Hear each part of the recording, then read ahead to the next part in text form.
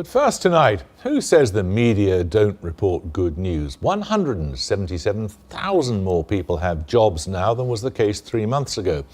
Employment is growing much faster than the Bank of England predicted. The governor of the bank has said he doesn't expect interest rates to rise until unemployment falls below 7%. But that now looks as if it'll happen much sooner than had been predicted. As early as this time next year, perhaps. Who dare raise interest rates, though, in the current climate? It doesn't seem like a good idea to hold your breath. Andrew Verity reports. If you order chicken and chips at this newly opened franchise in Streatham Hill, South London, you'll be served by someone who's been through long-term unemployment. Before opening in June, its new owner faced difficulties finding staff, so he went to the welfare to work firm A4E, which had no shortage of willing friars. All of his new staff were long-term unemployed, and some hadn't worked for years. How long were you out of work for? About a year I was looking for work. What was that like? Just like getting up in the day and nothing to do really, like what to do, like there's only so many times you can apply for a job like that. It's like you go out and you look for work, it gets a bit disheartening, like going around like, nah, sorry, position's full or not enough experience or whatever reason, probably like, I'm not too sure, and that, but it weren't nice, it was horrible. What about your income? How's that changed? It's quite difficult because before you used to like a budget of £70 a week, and that, like now I've got a much bigger budget. I find it really quite difficult to know what to do with my money now. Like that, like, all right, I haven't, save it and that, like go to cinema and that, but Christmas coming up, so everyone's going to be very happy now. And that nice Christmas present each one. Youth unemployment fell by 9,000 to 965,000 in the 3 months to the end of September, while those without a job for more than a year fell to 890,000. Overall, unemployment was down 48,000 over 3 months and by more than 250,000 over the year. That's the biggest annual drop since the 90s. The rate is now 7.6%. Next to me is the governor of the bank. Good news, you would have thought, and the governor of the Bank of England thinks so. For the first time in a long time, you don't have to be an optimist to see the glass is half full. The recovery has finally taken hold. The governor's glass may be half full, but the city's is half empty. That's because Mark Carney's given forward guidance saying that as long as unemployment's above 7%, interest rates won't rise. The city has taken it the other way round, saying that if unemployment gets below that, interest rates will rise.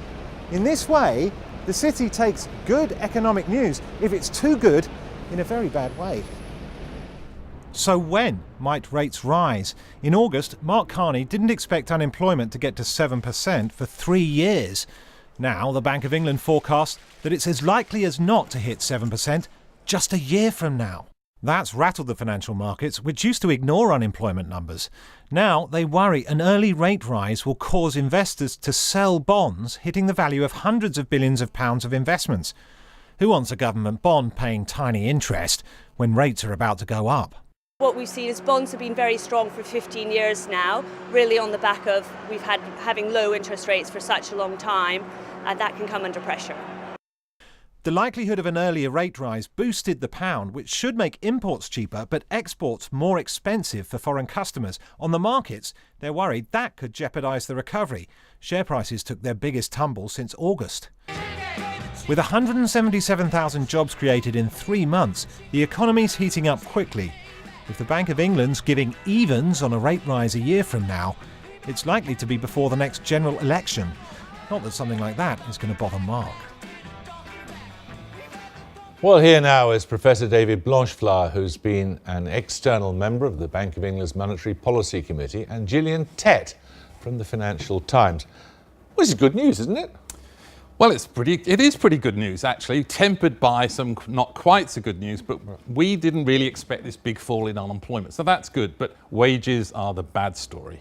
OK, you think it's pretty good news? I think it's good news. I think it does take a chirpy North American to start telling us all that the glass is half full, not half empty.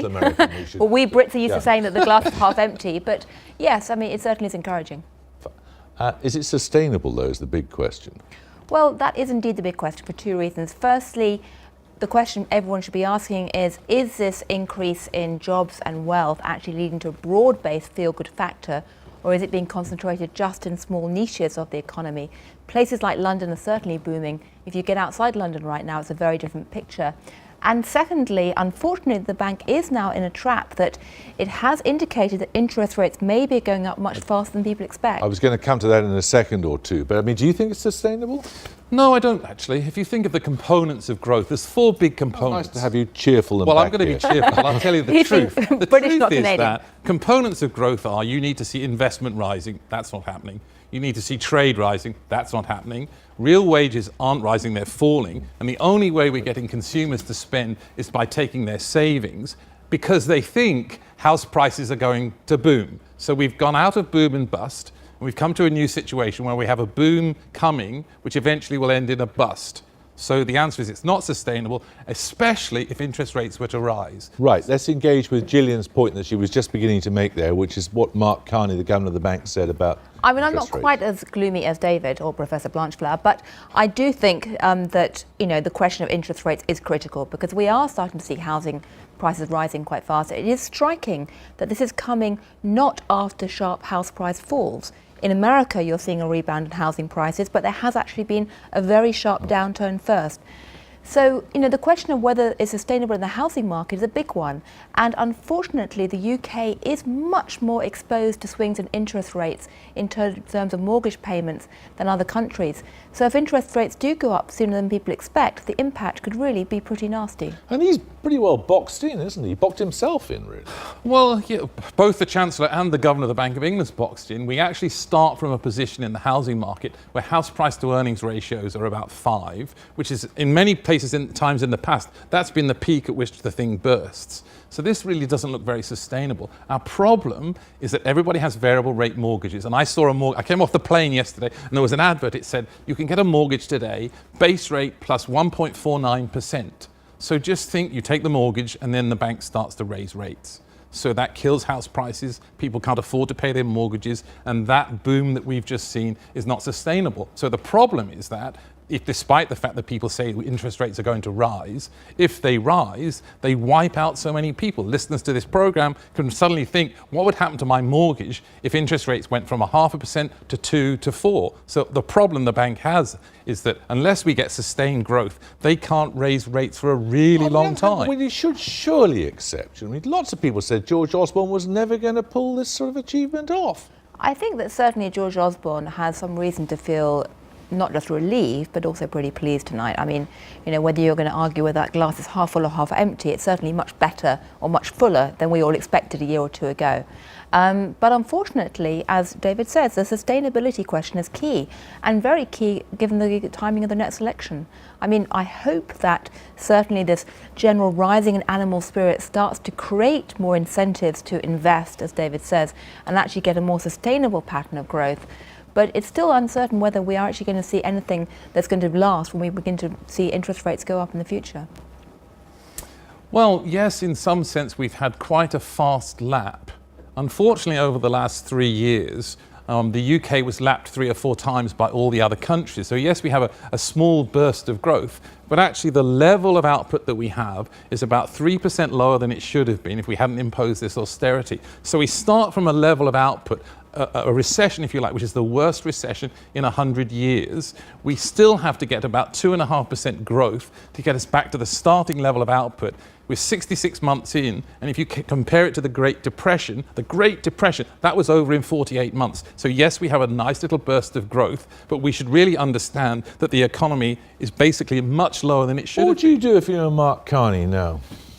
Well, I think Mark Carney has done pretty well. He's probably been quite lucky. He's probably quite right and he wasn't really going to be drawn on the question of when rates were going to rise. He's going to follow what the US has done and follow the data. He's not going to say to us on the 3rd of January 2015, we're going to change rates. What he's going to say is, we'll watch how the economy is doing and then we will respond to that. And what we're hearing is people interpreting what he says. So we need to watch the data. And I suspect the data is, this little blip may continue for a while, but in the end it doesn't look sustainable. I think one of the big problems though Mark Carney has created for himself though is this new obsessive focus on the unemployment rate. Because not only is unemployment data anything other than bulletproof, I mean David is an expert on this, but there are always big questions around labour market data. But by focusing so heavily on the labour market data, what Mark Carney has tried to do is indicate that the bank actually cares about the wider pattern of growth and, if you like, has a social conscience. But unfortunately, boxing yourself into just one number and one set of indices means that he's created this trap that he's currently in today. You know, if unemployment falls much faster than people expect for reasons other than fundamental growth, shifts in the labour market data, shifts in the hours that people are working, the bank may find itself in a position where people expect it to raise interest rates faster than it actually wants to. Thank you. Thank you both very much. You must come back again on another morale-lowering visit. Thanks for having me. Thank you. Thanks, Julian.